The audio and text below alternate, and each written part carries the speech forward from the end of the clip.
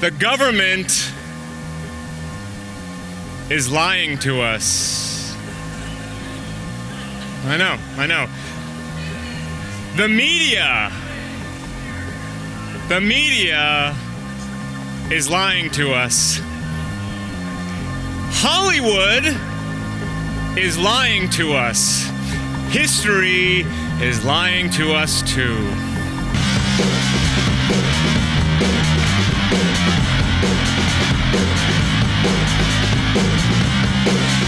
From Acapulco, Mexico, this is Anarchast. Hey everybody, welcome to another edition of Anarchast, for anarchy on the internet. And I have a returning guest coming on, but it's actually been about 5 years. I just looked it up, Benny, and it was 2015. It's now 2020. It's kind of hard to get used to saying that, but I guess I'll get used to it at some point. That you were on, and you were back then with Joy Camp. You've since gone on to do numerous things. You've actually kind of branched off a bit from Joy Camp because you've left Los Angeles. But we're going to talk a little bit about Hollywood and pedophilia and rabbit holes. You're actually now doing your own program on YouTube, just under your own name, Benny Wills, and you kind of do a weekly thing called Words. And whenever we get together in person, the rabbit hole talk goes on for hours, and so we might as well do it live, like that guy. What was his name? F it, we'll do it live, and let people hear some of the things that we just talk about. But we're definitely going to be talking, especially with this week, or in the last week, with Rikky Gervais at the Golden Globe Awards, which I was pretty impressed that he would say all those things in front of all those people. You might have a different take on it, but we'll get into all of that. But you're actually come from a Hollywood background. You were a child actor, and then you kind of, I think you got spared a little bit because when you're young, you pulled out of it and you didn't get back into it till you're older. And then by the time you're older, I think we'll get into this, but I think you were kind of like realizing just what Hollywood's all about, and you didn't really want to be a part of that. And since then, in the last year, I've seen you MC at Anarcho Vegas. You MC'd the Red Pill Expo, G. Edward Griffin's event. And in case anyone didn't know, we haven't really totally super announced this yet. You are the MC for Anarchapulco 2020, which I'm super excited about. And I'll just give you a job reference right now. If anyone's looking for an MC, you are one of the best. You are truly amazing up there on stage. Can't wait to see you at Anarchapulco 2020. So it's good to see you, my friend. You've also just recently gotten married, so congratulations. Thanks, man. Yeah, thanks for that great introduction. I am super stoked with Anarchapulco, and all that stage experience and acting training is finally paying off in a way that's actually beneficial to people, so that's great, and I'm excited to be there, and it's been a wild ride these last few years, but yeah. I think it has been for a lot of people. I don't know if you're into all this. You probably are, because we seem to be into all the same sort of things. But, you hear about all these, like, hippies, and there's shifts going on and changes. And you can even say the apocalypse, which was kind of in the Bible, which just means the lifting of the veil. And now all this sort of information's coming out. People are starting to realize, hey, wait a second. All these presidents and politicians, they're not here to help us. And, hey, wait a sec. All these guys in the movies, like Kevin Spacey, he's like a monster who's like appears to now be killing all of his accusers. Well, I don't know about that, but like a lot of this stuff's going on. Jeffrey Epstein, all this kind of stuff. So there's so many things to talk about, all related to your kind of experience with Hollywood. So I don't know, where should we start? Yeah, so I come from a Hollywood background. My parents were both actors. They actually met at an audition. So I have deep roots in the show business world. And I've actually done a couple of presentations now on my channel. One was about pedophilia in general in Hollywood, and focusing in particular on Roman Polanski and that whole story, because that's something, he's been someone who's been excused by the mainstream for 40 years now. He's gotten a free pass. And why? And other guys get thrown under the bus. So I read the account from the victim herself as to what happened with Roman Polanski, and it's pretty blatant what he did, and he took advantage of her and raped her, and yet he's been defended by celebrities like Whoopi Goldberg and Harrison Ford and Meryl Streep to this day. For what reason? Meanwhile, someone like Kevin Spacey is being thrown to the wolves, which deservedly so, but it's interesting how they pick and choose who goes down and who gets protected. And Bill Cosby's another good example. Exactly. Yeah. Oh, it's always that question, why now? Or even Michael Jackson, after he died, they decided to completely ruin his reputation. They pick and choose like specific moments to do this to people. And it's interesting that they do that.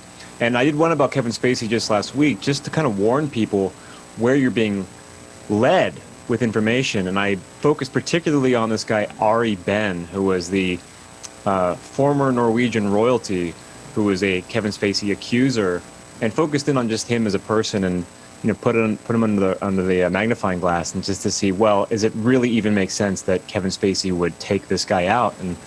And because all the mainstream media is sensationalizing it and saying, third accuser dies in a year. They're the ones promoting the conspiracy, the mainstream. Fox News and CNN, ABC, they're the ones promoting. And then articles come out like, why do conspiracy theorists believe that Kevin Spacey's killing his victims? Because the mainstream is guiding us in this direction. So I really focused in on that in that episode. But as far as where it begins with Hollywood, I think the whole place was founded on pretty bad intentions from the get-go. Do you know much of the history of Hollywood? I actually don't. But from what I kind of understand now, from barely looking into it at all, is that it seems to be a lot of Jewish people own a lot. I'm not saying Jews are bad or good, but it seems like there is a lot of Jewish ownership of a lot of Hollywood production companies. And definitely, like just looking at Hollywood and just the whole sort of acting scene in general, there's always been that whole term, the casting couch, and it's always been kind of like this kind of like, well, to get ahead in Hollywood, you got to do some things sort of thing, right? So this has kind of always been around, but do you know much more of the history of it? I don't know as much of the actual history as I should, or at least the history that they tell us about, but I don't know. I mean, I've heard all kinds of things, going to conferences like the ones we go to, you talk to a lot of people about very interesting topics, and there's a lot of varying theories as to why they even chose the location for Hollywood, the land itself, Los Angeles, like why there? But yeah, I mean, as far as what you just said about the Jewish influence, one of the ironic things about that, living in LA for so long, is you're not allowed to say that unless you're Jewish. And yet they can joke about it. Like, you cannot say the Jews run Hollywood without getting attacked, but they openly admit that they run Hollywood. But if you're not Jewish, you're not allowed to say it for some reason, even though it's, I don't know, something to be proud of. Why not? Own it. But if you are not Jewish, then you can't comment on it, even though it's pretty clear that it is run by Jews. But it's funny that we can't even comment on it unless we're Jewish. Yeah, it's kind of like the N-word, I guess, with black people. Only black people can say it, I guess. But I think it's a little bit deeper than that. And actually, I think, to me, really, after looking at it for decades now, just like from the side, just kind of outside looking in, it looks like essentially Hollywood is sort of a propaganda arm for essentially the U.S. government, CIA, and all that, especially the war movies. It was, I had been saying that for a while, that all these war movies and all that, they're all essentially overseen by the CIA or the Department of Offense and all of that. And a lot of people were like, you're a crazy conspiracy theorist. And it was like a year or two ago. And on Twitter, the Department of Offense, the Department of Defense, they call themselves, is opposite of what they are, came out and said, we're so proud of the Oscars. We were such a big part of most of these war movies. I was like, I told you. 100%. Oh, yeah. They work hand in hand together, and government and Hollywood are in bed together, obviously. I mean, so many, and also with royalty. You notice that there's, routinely movies that celebrate some faction of the military and government and the royal family. This is consistent, as well as movies about World War II that, amplify or highlight certain aspects and glorify certain aspects. And this is just like a part of the machine. They are constantly, generating content that has to do with, well, military and royal family issues. Yeah, even James Bond, right? It makes like, he's a spy for the UK government, and he's such a dashing and amazing, and he's helping fix the world. And they do put in some bad stuff. There even is some bad stuff about war and about government, but it's always kind of like in a sort of a more fictionalized sort of an aspect of it. but in general, it's kind of just promoting constantly the mainstream narrative, the government narrative of war. The troops are good. It's almost all like I bet if you added them up of all the war movies, of course it's all the U.S. troops. I bet 95% of them are like very positive on what the troops have done, and maybe a few are a little bit negative. Yeah, totally. Well, Argo a couple of years ago was romanticizing the CIA and how awesome they were and what a great job CIA does and how they work for America and they're all such good integrity. Yeah, I mean, it's so blatant. It's just gross. I'm so glad I'm out of there. My clarity of thought has improved significantly since being out of Los Angeles. And I was a pretty clear thinker before, but just being out of there, out of the belly of the beast, has been such a cleansing experience for me. I spent most of my life there. Yeah. I actually lived in Santa Monica for 1 year. After I sold my internet company, for 1 year I lived in Santa Monica, and I hung out with all the Hollywood people. I hung out with Paris Hilton, Tara Reid. We'd have to carry Tara Reid home every night from like cocaine overdoses. And man, I was so depressed because actually, I actually brought a friend back a few years after I'd lived there, and he's like all excited. He's from Denmark. He'd never even been, I don't think, to the U.S. And he's like, wow, Los Angeles, Hollywood, it must be so glamorous and exciting. I'm like, dude, the Hollywood scene is like the dirtiest, most horrible, depressing. And actually the first place that we just went to this little bar on Hollywood Strip, whatever that's called, Sunset Boulevard. And Ron Jeremy, the porn actor, came up and he looked like death. He looked like he was dying. And he was begging people for $5 photos to take a photo with him. And I was like, that's basically what it's like here. And my friend was like, this isn't what it looks like in the movies or on the award shows. I'm like, no, it's really bad here. What's funny is you live in Los Angeles long enough, everybody has a Ron Jeremy story. Everybody sees him at some point, usually in Hollywood, just like that, which is so funny. Yeah, he seems to be just wandering around. But anyway, the vibe I found myself personally, I did not like the vibe. And I was just like, whoa, this isn't what I expected. I wasn't expecting it to be like what they say it is in the movies and it's all these great things, but I was not expecting it to be that depressing. Now, not to say like all of like the entire area sucks. Like if you have a nice little area outside of Hollywood and you've got your own friends and all that, it's fine. But that Hollywood scene has this just kind of like negative vibe around it. It's like you said, desperate. That's the vibe that it gives off more than anything. It's so status driven and everybody wants to be, achieve some big success and what they think is success, fame and fortune. And so there's this like anxiety in the place that you can, it's palpable. Everyone's competing with each other and wanting to be seen and wanting to be, the rich and famous one, but then play it cool, like, oh, I don't want you to recognize who I am, but everyone kind of wants that. This creates this whole, and it sucks too because there's so many beautiful people there, and like, when I was there as a single guy, so many beautiful women, and yet they're so distracted and they're competing with each other. All these the most beautiful women in the world trying to out beautiful each other. They're all competing to be the most beautiful one, and it's just sad. The competitiveness and the status and the anxiety and the depression there is just, it hurts, man. It hurts. I'm so glad I'm not there anymore. Yeah, it's a really strange place. I went to so many clubs, and of course I had the right friends, so we'd get in, but there'd be these like long lineups, and then you get inside, and it's like just not very fun. Like no one was really having fun. Like you said, it was all like everyone just looking at each other, and we kind of had this little joke that if you say you're a movie producer or director, you're basically going to get laid every night, and that's kind of is true. That's how it was. And I actually used to drive a Dodge Viper for my internet company, and I brought it down there, and it was really nice at the time. It was like one of the nicer cars you could have and coolest looking cars. And I drove home from Hollywood to Santa Monica one night and knock on my door, and I open it, and this is girl, and she had followed me all the way from the club all the way home because I had a nice car. And first thing she asked me is if I'm involved in movies, and I was like, no. And she's like, oh, I'm a model, I'm trying to get by. And I slept with her and she left, and I was like, this is a strange place.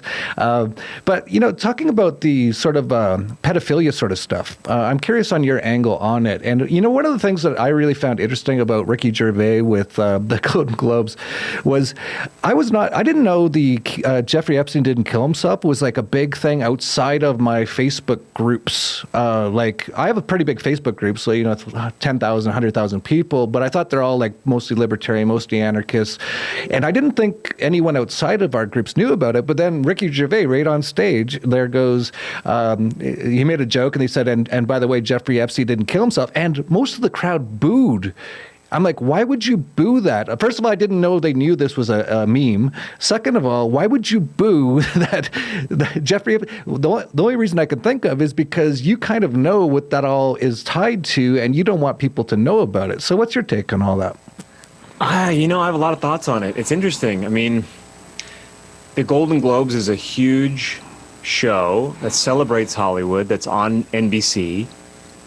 Everything that he said must have been vetted first. I mean, it was all written. He's reading off a teleprompter. I enjoyed his set, but at the same time, I mean, it wasn't like they sent, anything he puts out there, they has to go through a clearing process. So they knew that he was going to say this stuff, which I find interesting as well. Epstein, I don't know. I mean, in fact, it was your video with Luke that just added a whole other layer to the whole thing for me, because it's been weird from the get-go. And when you showed that door wasn't even a real door on that dome building, I was like, what is this? What is any of this? Really? Like I said, it looked like a Hollywood set, and I think that's kind of what it was. Like, there's one thing I'm kind of wondering, and I think you're going along the same track here, is, usually if these things, they won't let us know about it unless they want us to know about it. And they look like looked like a shed, that temple. It looked like a crappy shed. Like, I could have that in my yard easily and build it for about $10,000 probably, with cement and paint and all that kind of stuff. And, it's almost like, I think in some ways, and I've seen this more and more, they kind of want, at the higher levels, they want us to know how evil they are and how satanic and child pedophiles and they kill babies and all that. But they kind of want to put it out in certain ways. And it could be that this whole Epstein thing is kind of a ruse in that case. I don't trust anything I'm told by the government or the mainstream media. And that's part of the reason we actually went to the island. I'm like, let's just see what's even there, because I don't trust anything they tell us. Just so you guys know, twice in this interview, and I've never had this happen before, and I don't know if you have, Benny, but every time I talk about Epstein killing babies, pedophilia, twice now it just cuts right off, and we've actually lost the Zoom conversation. So, Benny, you're coming back on. You're coming back on. Pedophilia topic. Yeah, it could be. It's amazing. But just to let you know what I finished up with, I was just saying that I don't trust anything that we're told about anything from the government or the mainstream media. And that was a big part of the reason we went to the Epstein Island, is like, let's just see what's even there, because I don't trust it. It looked like a Hollywood set, so that's weird. And now you're kind of bringing up, like, Gervais. I don't know, like, maybe he didn't vet all that stuff. Maybe because it looked like he kind of went off, but who knows? But that basically where I'm at is I don't trust anything. I scrutinize everything. And if they're letting us know about some things, there's like a reason for it. But we have to be careful about what we fall for about what they tell us. Right. Well, it's revelation of the method, I think. Like, they do, it's all there in plain sight for us to accept or reject. And we're sort of tricked into accepting it, but we always have the choice, right? So they have to tell us what they're doing in order for us to accept it, even if so the more they sell it as just being outrageous and conspiracy, people are like, that's not true. But then then it's still in our minds. It's like we know, or people know, but they just don't think it's real. But the idea is there. And with Epstein, it's just been weird, man. I challenge anybody to find footage of Jeffrey Epstein talking other than one video. I've only been able to find one video so far when he was apparently being cross-examined or talked to by a lawyer, and they're talking to him about his egg-shaped penis.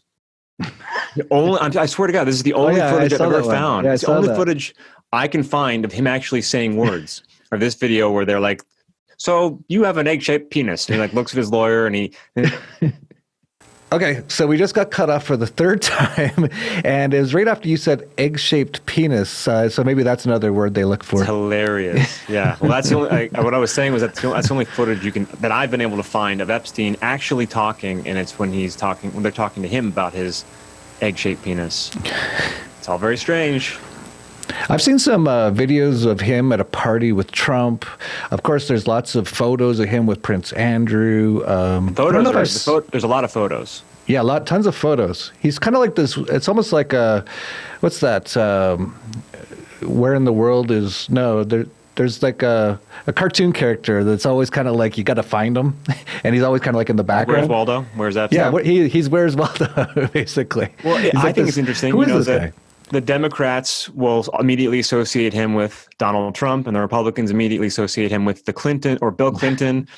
I don't know. It's one of those divisionary things. Like it's just an interesting thing. Like I want to start the meme of like Anthony Bourdain didn't kill himself or Chris Cornell didn't kill himself, because there's a lot of mysterious suicides in addition to Mr. Epstein. If he even killed himself, if he's even dead, if he went to jail in the first place, like, I don't know. His island is bizarre. Like, it's all weird, man. It's all weird. Well, there's one thing I can confirm from real people is that when we were there, a lot of the people on the island, they all knew about it. And they said for years they've been seeing a lot of young girls going to that island and they knew there was something strange going on. So that part I can confirm. Sure. From real people. I believe that he was a real guy and that there's aspects of it that are real. But the story that's been given to us from the mainstream media, like you just said, like I don't trust the media for anything. So why do I guess I take it with a grain of salt. Like every single thing that I'm getting about it, I have to go, what is this? What are they really doing here? What's really going on? Yeah, I do the same with like anything that comes from the mainstream. So in the last week, it's been Iran, right? And we killed this guy. And, it only takes me like 5 minutes every time to look into it. I'm like, there's a whole bunch of things that don't add up about this story. And this one was, they said they identified the guy that Trump killed. And like, it's like, Trump's out there just killing people, like he's on Twitter bragging about it, he's killing people. Is this not against their terms of service? But they said the way we identified him is from his ring. And just look up really quick his ring and do a zoom in on it and you can see the ring, and then the ring that they showed in the mainstream propaganda news was quite a different ring. It's the same color but it's a totally different ring. So who knows? I don't believe anything they say, and that's really kind of like the key to all of this, right? Is like if everyone's talking about it, like Greta Thunberg for example with the CO2 global warming thing, it's like when there's someone comes out of the blue and all of a sudden everyone in the world's talking about it, it's basically a CIA operation. And you just have to look at it that way. Like, don't take it at face value. Oh, it's just this girl from Sweden and she's really angry. It's like, no, if everyone's talking about it, there's a reason and they want to get this out there. Yes, absolutely. And as far as Rikky Gervais goes, I did appreciate the set. I thought it was funny. He's a funny guy. The best part about it, I thought, was the very end when he said, none of you have any reason. None of you can be the moral authority here. So don't go up and accept your award and give us some, woke speech because none of you are qualified to do so. Just accept your award and move on. I was like, that's good. I like that. Because they're not. Why do we hold these people on pedestals? They're just actors. Yeah, it was kind of funny because a lot of the sort of left media really hated Gervais' speech, but it wasn't necessarily a right-left sort of a narrative. It was just kind of like, shut up about politics. You're just actors. Just read your lines, accept your word, as he said, come up, thank your agent, thank your God, and get the F off. Yeah, he's doing what comics are supposed to do. He's roasting them. He's like being funny and making fun of them and mocking them, and that's what his role is supposed to be. I found it refreshing. I don't watch any of those shows for, it's just a glorification of just stupidity for the most part. But that was like the first time I didn't watch it, but I saw the clips and I was like, oh, I would have watched that. That was pretty good. Yeah, it was funny. But of course, I'm the conspiracy guy, so I had to go, what's really going on here? Why is he allowed to say this on TV? Yeah, I do wonder if he actually got it all whether it was real or not, or because like you say, if it was, usually you would think they would have people screening what he's going to be saying. And I'm sure unless they were really asleep at the wheel that day, they'd be like, you can't say this stuff. So I don't know. But it was good. Like the fact that he said it and so many people were like, oh, thank goodness someone's saying something. I think that was a good thing. I agree. Yeah, I have mixed feelings about it because I did enjoy it and I did think it was funny. And stuff he did say was good. But, I'm forever the skeptic when it comes to stuff that's coming to me from the television. Yeah, these rabbit holes are bad for that. With that being said, just going back to Hollywood in general, I have one thing I do to people is dispel some ideas about Hollywood, because I actually firmly believe that most people have no idea what's going on after being there for so long and knowing people who are pretty successful. I have some friends who are actually really successful, have television careers, movie careers that span decades, and they have no idea that there's like a satanic underbelly or things like that going on. They would, if I brought it up to them, they wouldn't know what I was talking about. They would call me crazy. So I think that there's a very select few people who are involved in the real darkness, but it's not as pervasive as I think some people think. It's not like everybody's in on it. I think a very few are in on it, and then the rest are just they're just there to be actors, and they or whatever, and they don't realize the extent of which what they're really a part of. Yeah, I'm not saying every single actor in Hollywood is involved in rape and sexual assault and pedophilia. Absolutely not. But I think at certain levels there is definitely some of them. And I think it's just like anything. Once you get to the higher levels of anything, and maybe you can give me your opinion on this, but like if you're going to be a Tom Cruise level actor, you kind of are on the inside at that point. If you're just an actor in a small movie and it sells a few $1 million, you're probably not in. But once you get to a certain level, I think you either have to either be on board with it or at least have knowledge of it, is my belief. Yeah, I think so. I think someone like Tom Cruise, I mean, he's so up there with like Scientology and whatnot, and that's a weird organization. So he's got something, or they have dirt on him in some way. Who knows? I mean, Hollywood is a strange place, and it really infects people. It makes people it doesn't bring out the best in people at all. I mean, look what happens to the women. I mean, the women just lose it after they hit 40 because they want to stay relevant, and then they end up looking pretty scary in a lot of cases. And, one of the things that I've always said, because I hear this a lot, is a lot of people, when you're talking to your average person, you go, what's your dream? And a lot of people, I've heard this so many times, is I want to be famous. And I've never gotten that. And even with what I'm doing right now, I'm definitely not famous. I got, like 10,000 views on this video. A few people know me around the world. I'm not famous at all. And I don't really want to be famous. And it's never been a thing like, I want to be famous. I actually don't understand what it is. It might be like they have low self-esteem or something. But like maybe because you've been in that sort of scene for a while, like why do people want to be famous? What is it about it? Like there's something kind of like not right about that, in my opinion. Yeah, I think that it's really seductive. I mean, I think that people, they just get entranced. I mean, it is enchanting. I mean, it's sorcery. Disney, the Magic Kingdom, magic is a synonym for sorcery. So there is a sorcerous aspect to enchanting people into thinking that the lights and the cameras and the red carpets and all that is so glamorous, and it's almost like being royalty. So it's this really high status, way of living. And people always say like, I want to inspire people with my acting. Well, that's not true. I mean, most people, they'll say that to justify it, but they really just want to be famous. But what drives that dream for fame? I think that we don't have any real practical goals anymore.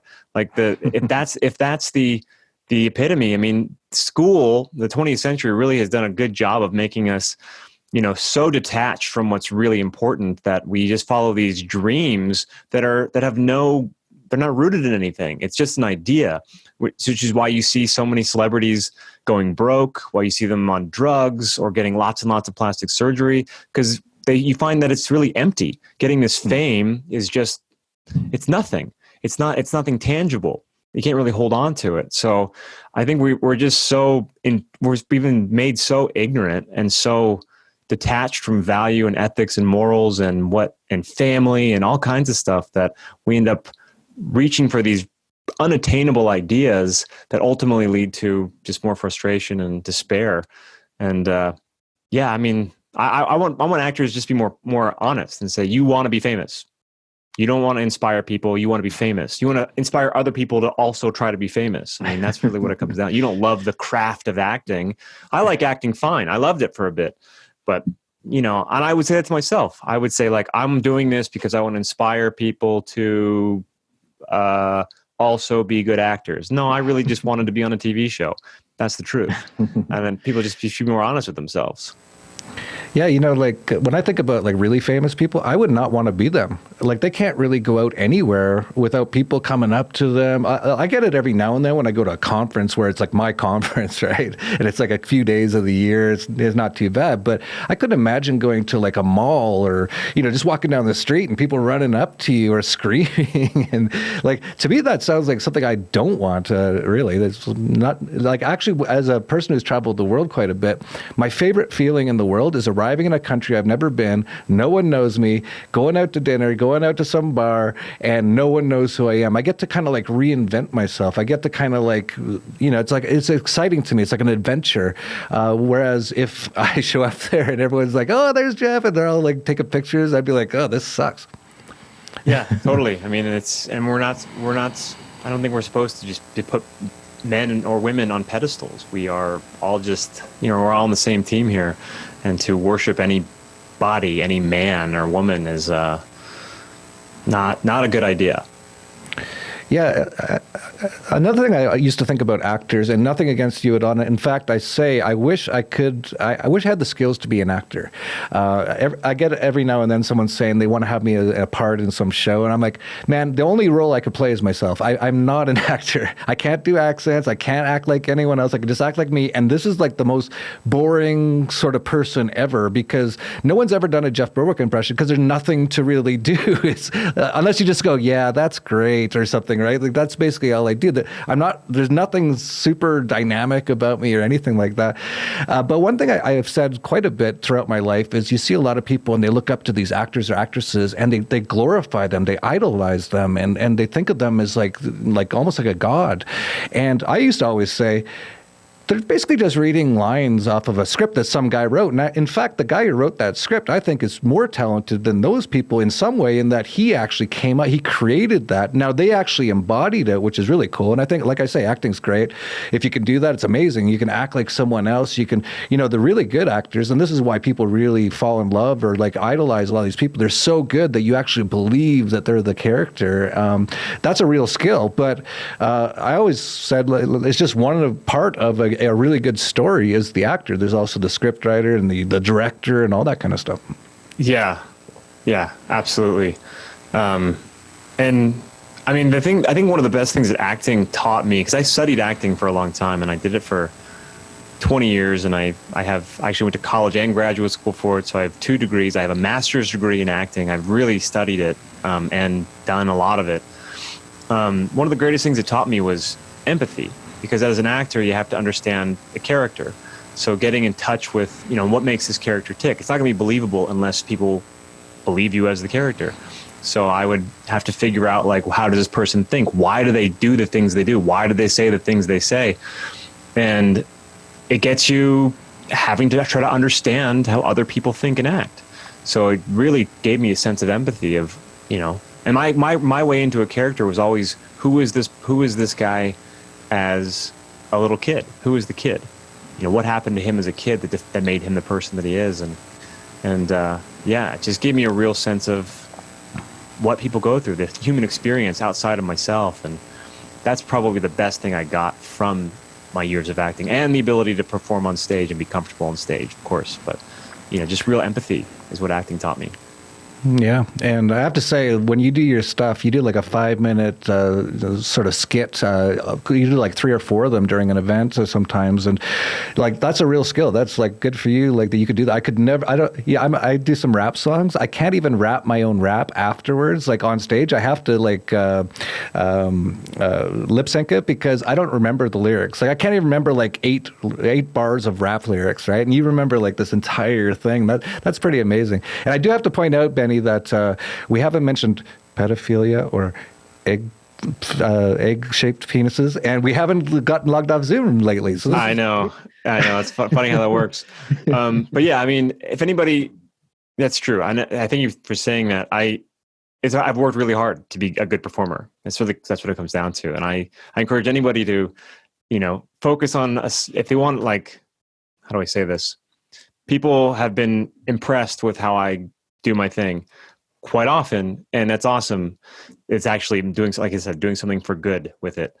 But it came from years and years and years of diligent practice. I mean, I worked really, really, really, really, really hard to be a good performer.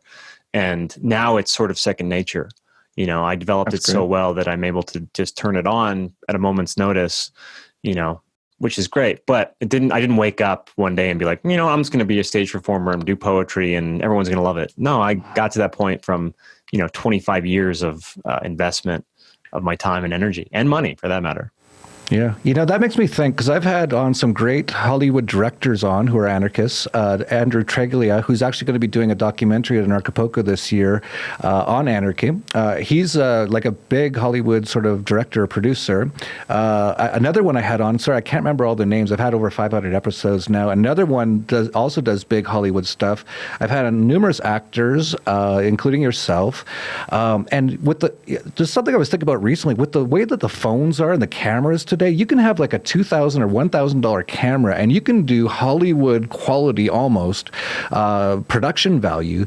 I really wish a lot of the sort of free thinkers out there, the kind of people who watch this show are friends of ours or good in Acapulco, I wish you guys could all somehow get together. I know some good writers. I think this is going to happen at some point. We put together, because that was actually kind of the big thing in the past, right? Like you come up with a really amazing script about how the NWO works and expose it all in a fiction sort of format, and it won't get past the Hollywood people. Only a few do, and maybe you have some comments on that. But things like The Matrix, or there was another one I was thinking of that's, They Live. But They Live wasn't a big movie. But The Matrix, like I was surprised that got past the censors. But maybe in a sense, they're kind of like, okay, this is fiction enough that we're telling people how it all works. But people will be like, oh, but it was just a fiction movie, right?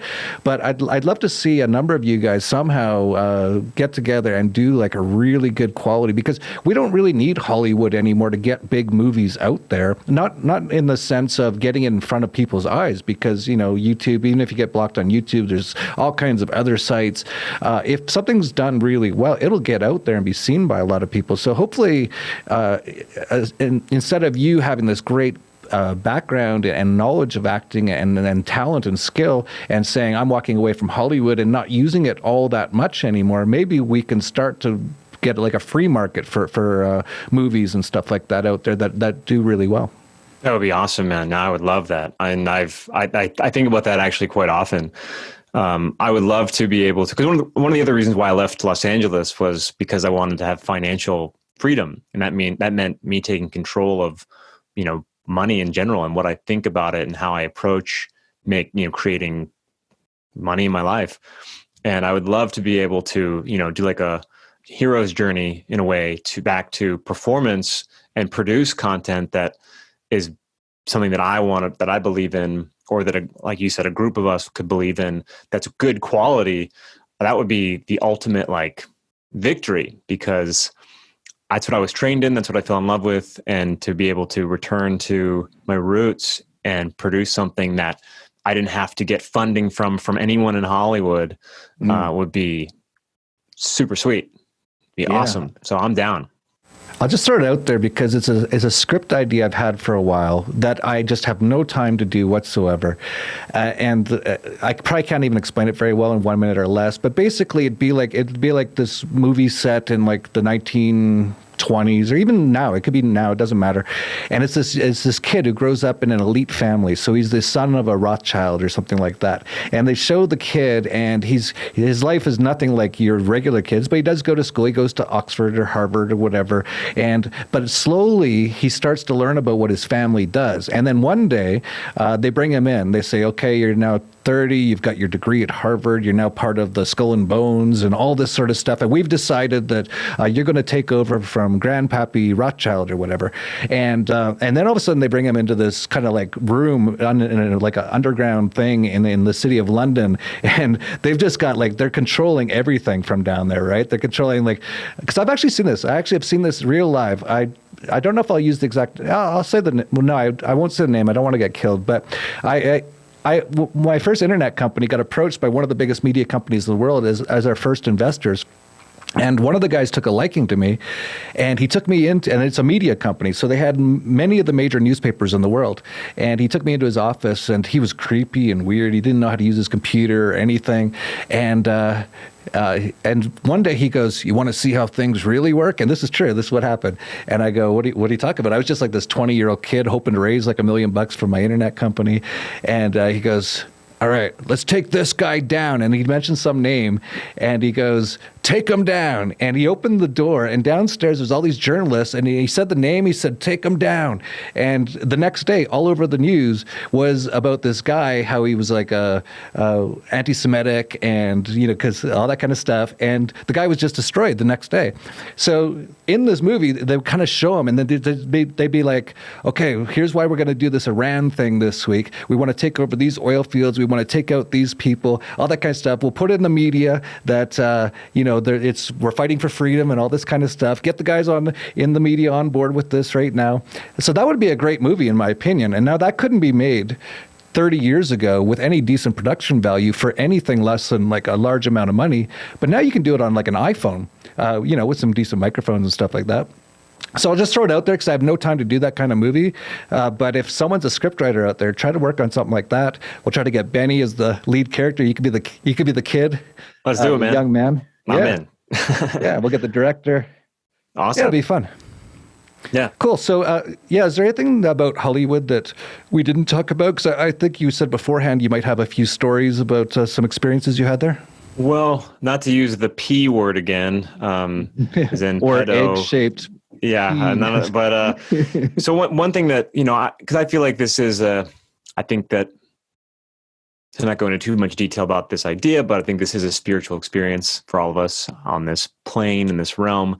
And I've definitely felt like I've been protected to a certain extent, if not completely, throughout my LA experience. And when I was a kid, I worked actually a decent amount from ages 7 to 10 until my family moved to Maryland.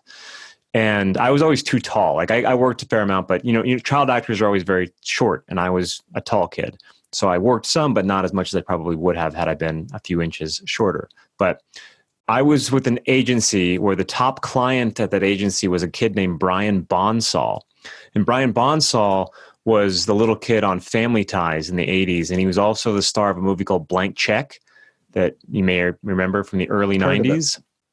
So he was the guy that all the other kids at this agency that I was at had to aspire to be like. And so my agent was always saying, like, if, Brian's doing this and you got to be more like Brian, and look how Brian did this, and, really wanting me as a 8-year-old kid to model myself after Brian Bonsall.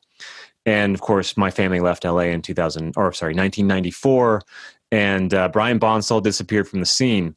And he emerged back again in early 2010s, maybe like 2013, because he got arrested in Colorado, I think. And he got into a bar fight, and I think he even hit somebody with a pool cue. And you can see his mugshot on the internet, and the guy is all tatted up all over his face, and he has a big monarch butterfly tattoo on his throat. Worth noting. And this is the kind of story that happens a lot with these child actors. They just are messed up, and when they get older. And he's a perfect example. Look up Brian Bonsall, where he's at now. I think he might even be in jail. And this happens so often with kids. And so I'm so lucky that I wasn't Brian Bonsall, that I was the kid who was not quite as successful, who didn't get the breaks. And look what happened to him. And then look what happened to me. I mean, my life is absolutely blessed. And I never made it as a movie star, and I'm not a millionaire, but I live a very awesome life because I'm committed to truth and being, the best version of myself I can be. And, the life has been pretty awesome as a result. And this guy who was a star as a kid is an absolute hit. I mean, hopefully he's better now, but he hit absolute rock bottom in his 20s. And this happens so often with child actors. So that was a personal one for me. And I'm just glad I'm not Brian Bonsall. It's like a thing to put on a T-shirt. I'm glad I'm not Brian Bonsall. Dan Dix of Press or Truth, who you also know, he was a child actor as well. He was in a lot of commercials.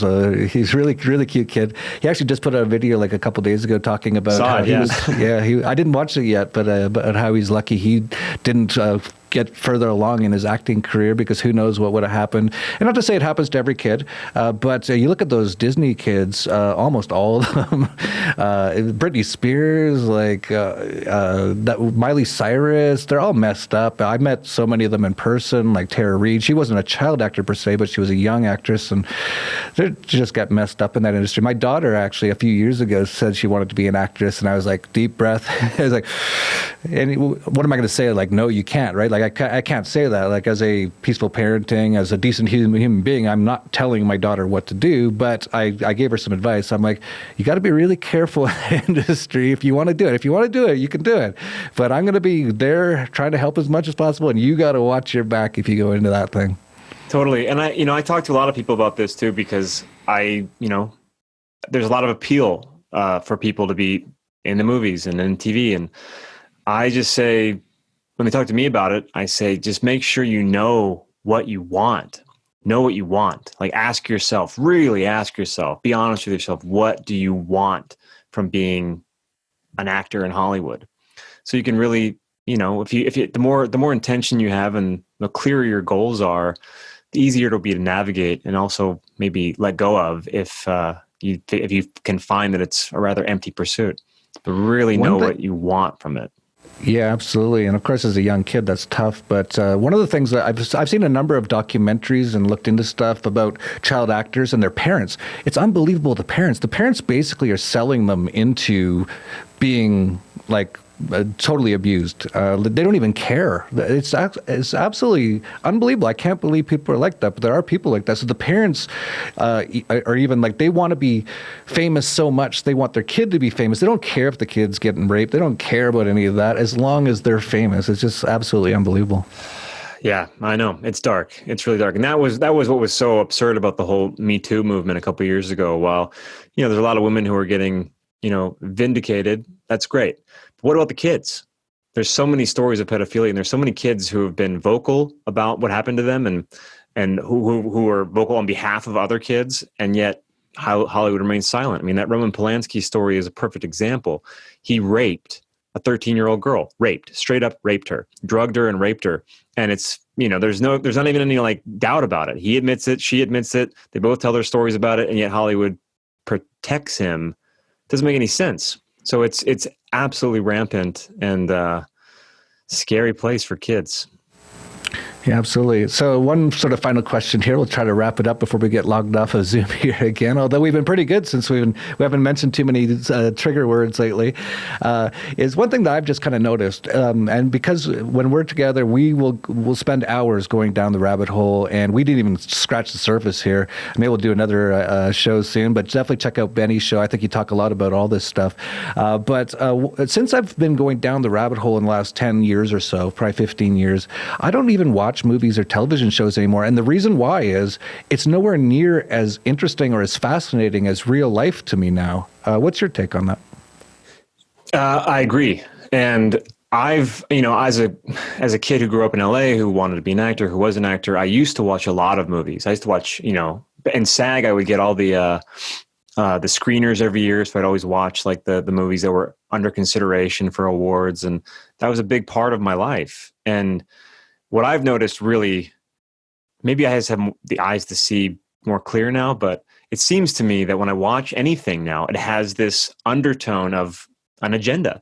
There's so much, like, particularly the social justice stuff is just, it's so thick in all of entertainment now. And I just want to be able to, like, I watched the new Stranger Things season a couple months ago. And I was like, man, I just want to watch a show that's entertaining and not having some, message, some moral, ridiculous message that they're trying to hammer me with, and you can't find it. So I just don't watch it. I mean, I watch. No, yeah, I'm good. I'm good on TV. My wife and I are watching 6 Feet Under on HBO Go now, but that show was like 20 years ago. I think they're doing a Matrix, another sequel of it or something. But so many things, strange things have happened with those Matrix people. Like they've gone from being guys to girls, first of all.